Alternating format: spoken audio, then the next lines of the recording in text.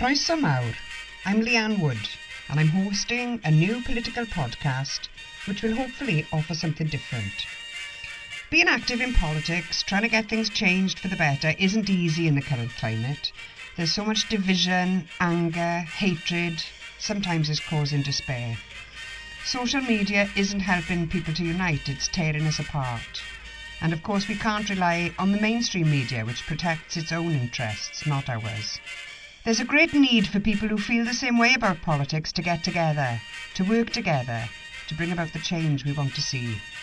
I hope this podcast will provide information in a non-confrontational way.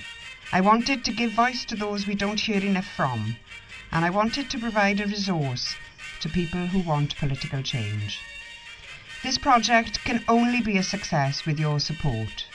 I hope you enjoy this episode and that you'll consider becoming a supporting subscriber. Details as to how you can do that can be found at the end.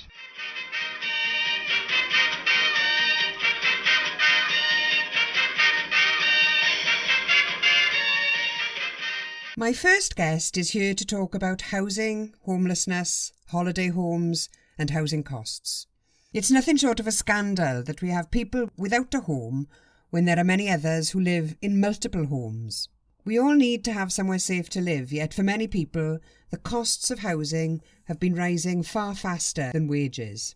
This is forcing people to make decisions they don't want to make, like moving away from their community or, in extreme circumstances, living on the streets.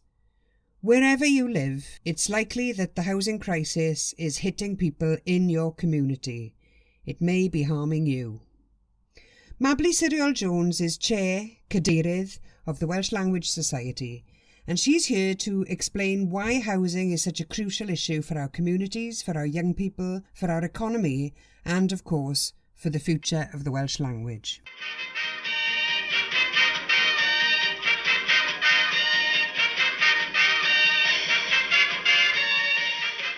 It gives me great pleasure to speak today with Mabli Siriol Jones. Mabli is a former colleague of mine. We worked closely together for a number of years. She's now the chair of Cymdeithas Iaith Gymraeg, the Welsh Language Society. Cymdeithas are running a campaign entitled Nid yw Cymru ar werth, which translates to Wales is not for sale. And the campaign aims to put an end to the housing crisis. It's a campaign to tackle the range of housing pressures, and Mabli is here to tell us all about it. Mabli, firstly, croeso. It's good to have you on the podcast. Clearly, most of the campaigning work undertaken by the Welsh Language Society takes place through the medium of Welsh. Can you start by explaining what Cymdeithas yr Iaith is about, what the broad aims of the organisation are, and why housing is such an important problem for you to solve? First of all, diolch yn fawr. Thank you for having me on. But yeah, so Cymdeithas, we've got our sort of strapline that describes who we are, and it's a bit of a mouthful, but I'll translate it because I think it's a good summary of what we're all about. So we call ourselves a movement of people who take non-violent, direct action for the Welsh language in the communities of Wales as part of the international revolutionary movement for rights and freedom. So that's what we're all about, basically. And a lot of your listeners based in Wales will know that we've been going now for nearly 60 years. And really, in terms of our broad aims and those values that we have, it hasn't really changed that much. We've won a lot over the years, but ultimately, our aim is to create a Wales where everyone can learn, use and enjoy the language in their everyday lives, and our communities are resilient and vibrant, and that they have democratic control over their lives as well. And so some of the things we campaign for are Welsh medium education for all, increasing people's rights and their abilities to use the language in their daily lives, and normalising and extending the language across all areas. And in terms of housing and our campaign focus on that, the reason is because at the moment, the problems we have in the housing system, which have been there for decades and they've got worse and worse and worse, those issues they threaten the whole community basis of the language. because as house prices increase, as we've seen over the decades, and particularly over the last year and a half, where they've risen really, really quickly, what happens is local people, and in particular young people, are driven out of their communities because they can't afford to stay there on local wages. And a community then declines over time if more and more of the houses in that area are just used as second homes or holiday lets by people who can afford to buy them.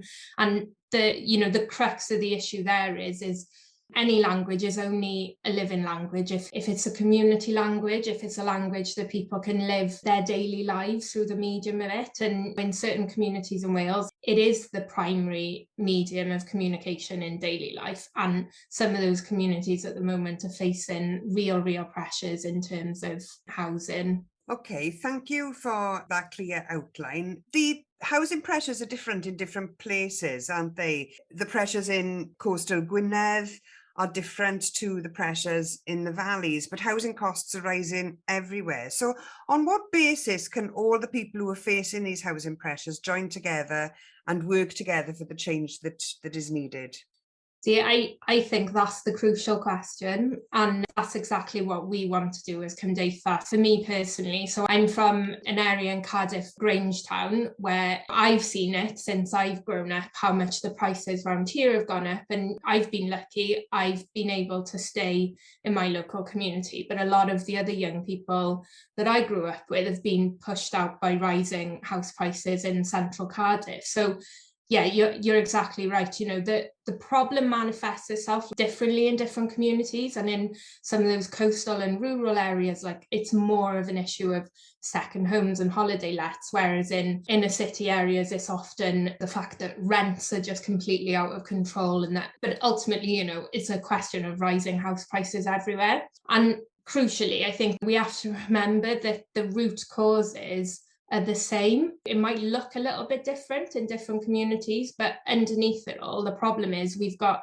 huge wealth inequality, a totally free market in housing, and housing policies over the last few decades, particularly this neoliberal approach of treating houses as commodities or like assets for people to increase their wealth, rather than primarily as homes for real people to live in. So what's happening at the moment is it's just getting worse and worse and worse, and we can see it, like you said, in every community all over the country, and in other countries as well, where the people who are suffering are, working class people, young people on like regular wages. It's not a system that's really serving a healthy society and strong communities. So I think what you're asking there, I think, is the ultimate aim, I think, is, that we all need to understand that we're facing the same underlying issues, and we need to build solidarity and work together. And the solutions that we're proposing as Cymdeithas Iaith, they would benefit every community in Wales. So what are those solutions? What are the main demands of the Nid yw Cymru ar Werth campaign? Our main ask in that campaign is we're calling for a deddfeydd or a Property Act. So the aim of that legislation would be to give communities control over the housing market, democratise it, and essentially make it much more equal than it currently is. So some of the things that would include would be introducing a cap on the amount of second homes or holiday lets that you can have in any given community, bringing empty homes and second homes into public ownership and using them for the use of local communities, changing the definition of affordable housing, because the current definition is not actually affordable for anyone on a normal wage, and as part of that then having legal caps on house prices and rent controls, putting priority for people based in the local area when it comes to the housing market, so that they would have priority when buying and selling houses,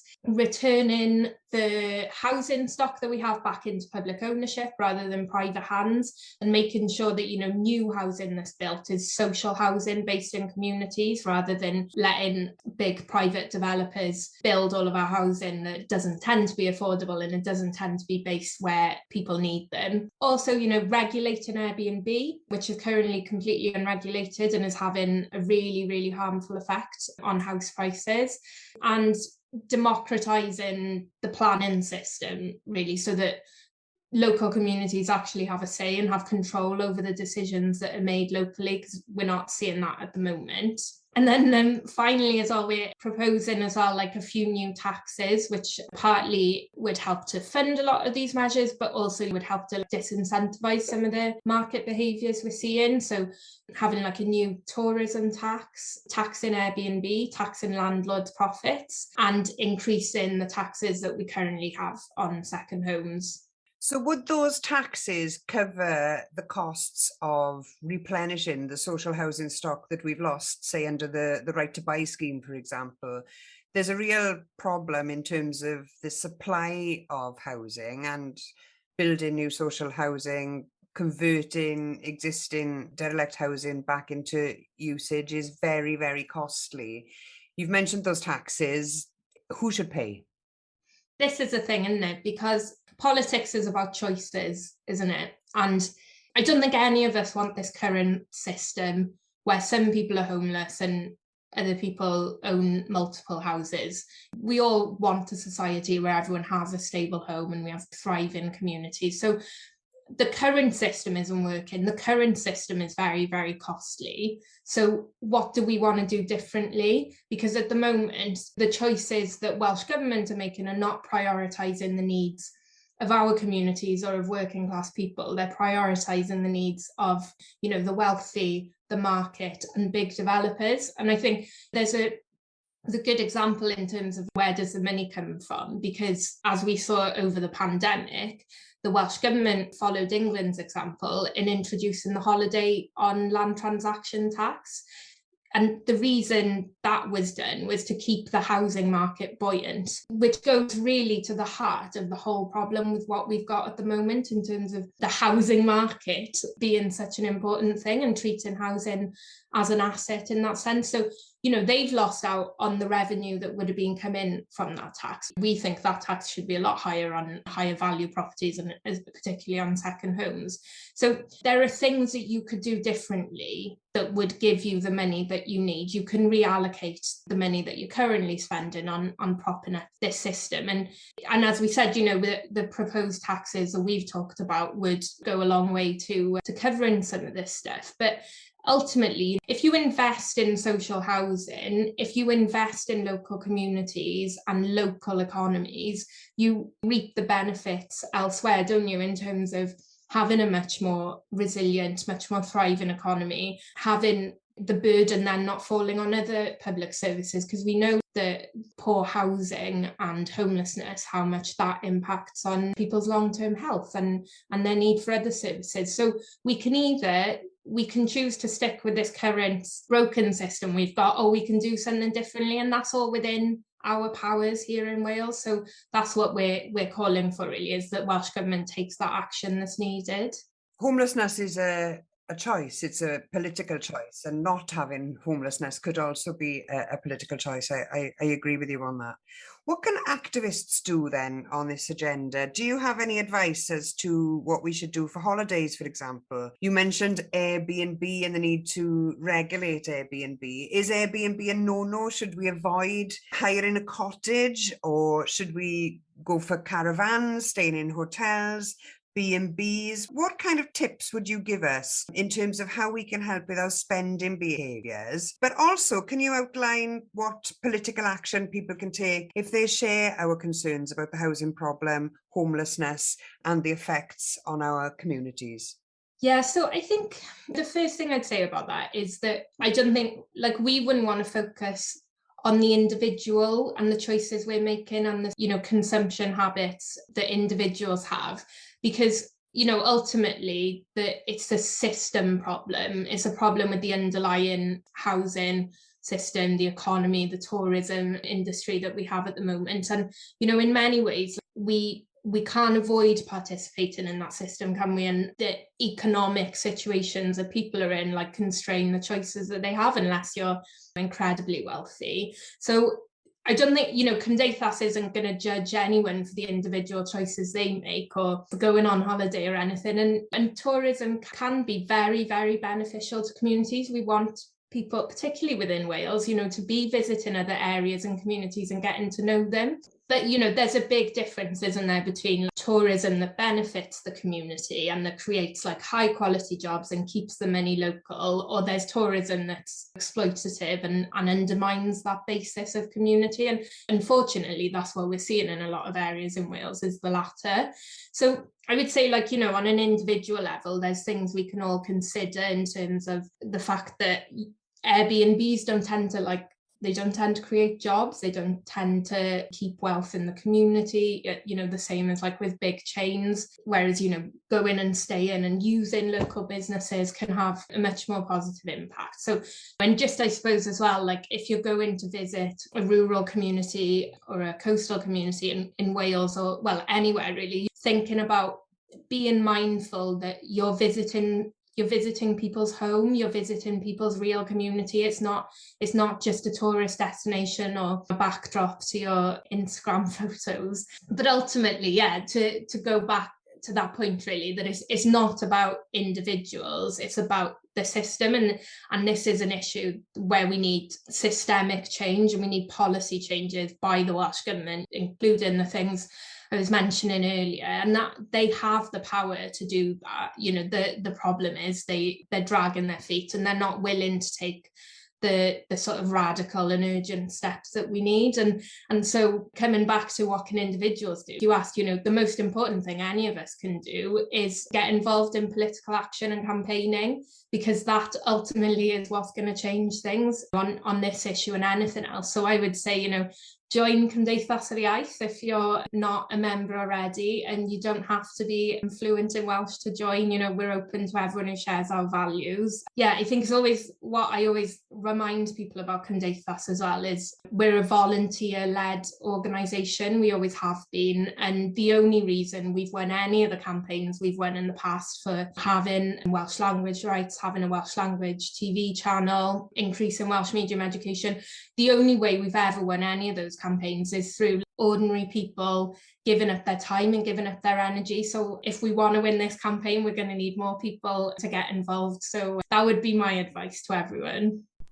Diolch, Mabli. I think it's fair to say that the quest to build resilient communities and to secure a future for the Welsh language and to make sure that everyone has a home is a long revolution, but you've given us plenty there that we can do to take practical action on the housing crisis. Diolch.